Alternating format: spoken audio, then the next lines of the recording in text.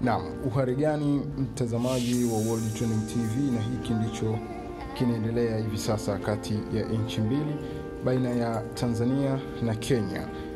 Hapa katikati kuna sintofahamu zilizotokea kuwahusu wanaharakati kutokea nchini Kenya kuingia nchini Tanzania kwa madai ya kwenda kusikiliza kesi inayomhusu mwanasiasa ama kiongozi wa chama cha upinzani Chadema kutokea huko nchini Tanzania.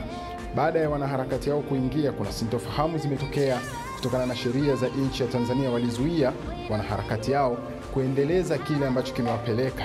Hiyo imeleta hali mbaya sana kwa wananchi wa Kenya na Tanzania. Hivi sasa huko mitandaoni ni kutupiana vijembe, huku wakiwaandika marais wa nchi hizo mbili, William Ruto pamoja na Samia Suluhu Hassan, katika mitandao ya kijamii, ikionyesha William Ruto akiomba msamaha katika nchi ya Tanzania kwamba Watanzania mtusamehe. Lakini kitu ambacho Rais Samia alisisitiza juu ya swala hilo ambalo limetokea ni kwamba isitokee namna yoyote ambayo inaonyesha kuvunjika kwa amani ama tishio la kuvunjika kwa amani katika nchi ya Tanzania, ambapo wamesema tutazuia kila mmoja ambaye atakuja ndani ya nchi yetu ili aje kusababisha machafuko kama nchi nyingine.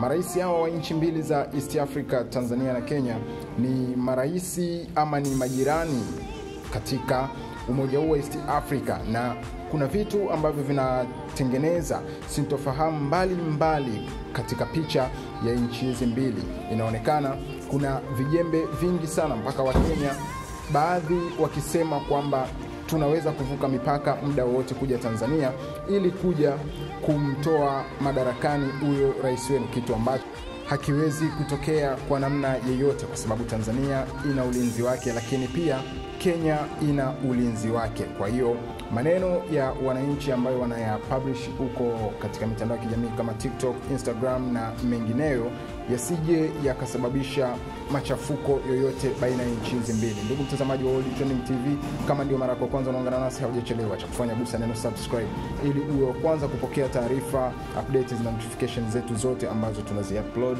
kila siku. Usisahau kulike, kucomment, kushare na ndugu jamaa na marafiki ili wapate kujua nini World Trending TV tunawasogezea kila siku.